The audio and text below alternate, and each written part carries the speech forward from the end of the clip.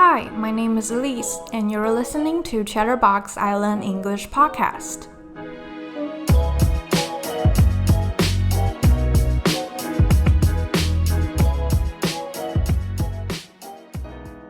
Welcome back to Chatterbox Island English Podcast. I'm your host, Elise. As always, we're going to chat about different topics in English on this podcast. So it might seem a bit challenging to listen to an all-English podcast, but just remember that it's okay if you don't understand every single word in each episode, because it's all about practicing and getting familiar with listening to English. And we will put all the keywords on our website and down in the comment section on our YouTube channel. And if you want to check out any previous episodes of this podcast, you can click on any platform that you're listening to right now. So for today's episode, we're gonna talk about shopping. I'm sure a lot of people have received their stimulus vouchers, 振兴券 already.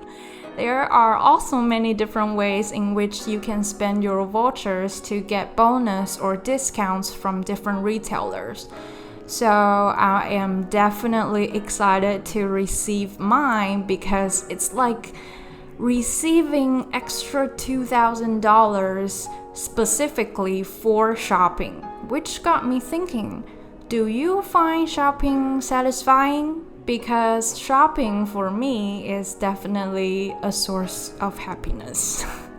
There's even a term called retail therapy, which,by the way, is not an actual psychological therapy. It means shopping with the main purpose of improving the buyer's mood. So according to a study published by the Journal of Psychology and Marketing in 2011, 28% of shoppers have purchased something to celebrate an occasion, and 62% have done so to cheer themselves up.But the problem with retail therapy is it's a short-lived habit, meaning it provides a short time of comfort or pleasure, but the effect doesn't last long. So I've definitely been guilty of shopping for the sake of making myself feel better or just celebrating certain occasions, like my own birthday.But I find that most of the time I enjoy the process of shopping more than the actual product or things that I end up buying.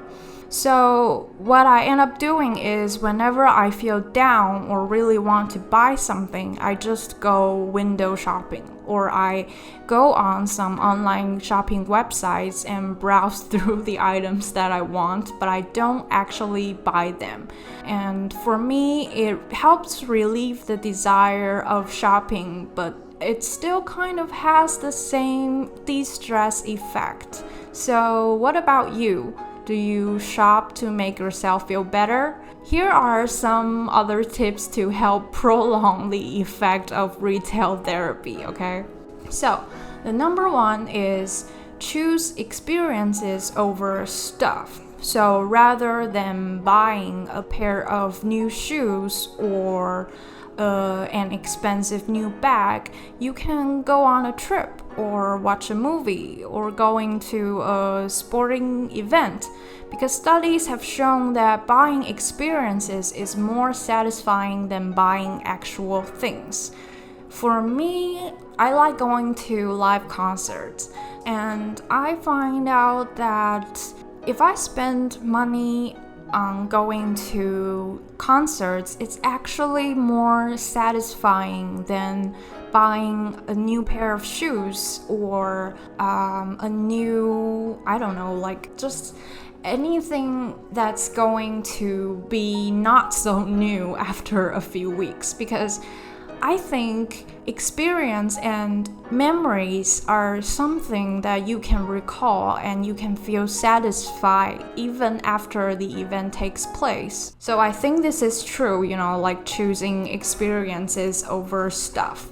And the second tip is shop in person, because online shopping is just too convenient these days, and it's so easy to just click on the stuff that you want to buy and then put them in your online shopping cart, and then just a few clicks, and then before you know it, you already buy that stuff. So part of the reason why shopping makes us so happy is all about the process, right? And online shopping makes that process so short and so not even the process. It's almost like an impulse purchase. So going to actual stores enhance that experience, that shopping experience that most people enjoy, and even stops yourself from impulse purchase, because when you see those stuff in store and you can actually touch them, maybe you will find out that the things that you want to buy are actually not as good as the online pictures. And the third tip is set up a retail therapy budget. We all have vulnerable moments where we think we need some comfort purchase, right? Like sometimes we just need some comfort food. So in case you do want to buy something, at least set up a budget so you won't overshop. Also, like setting a budget makes you more aware of the price of the product that you want to buy. So I think at least set up a retail budget like monthly. Maybe $500 or $1,000 for you to just go shopping. You don't always have to spend those money, but you know that that's the budget and you can't overspend that budget. That's probably going to be safer for your bank account. So these are the tips for retail therapy. I think the one major takeaway here is that wanting something makes us happier than actually having it. And that's why we enjoy shopping so much, and why the joy after actually getting the things that we buy is so short-lived. So as long as the spending is within your budget, just enjoy the process of shopping, or just enjoy window shopping like I do most of the time. And that's all for today's Chatterbox Island English podcast. If you enjoy this episode, you can subscribe to our show on Anchor, Spotify, Apple, or Google Podcasts.